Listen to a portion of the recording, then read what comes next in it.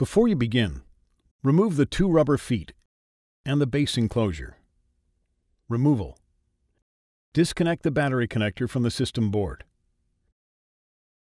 Peel back the mylar sheet from the system board and reserve it. Disconnect the wireless LAN antenna cable connectors from the wireless LAN module on the system board. Disconnect the webcam connector from the system board. Disconnect the right fan connector from the system board.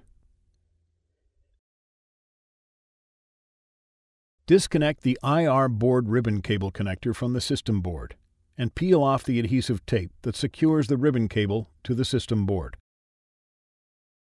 Remove the single P0 Phillips head screw that secures the right fan to the top cover. Lift the right fan and IR board out of the top cover and remove. Replacement.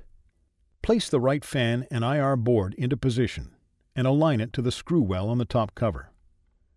Replace the single P0 Phillips head screw that secures the right fan to the top cover.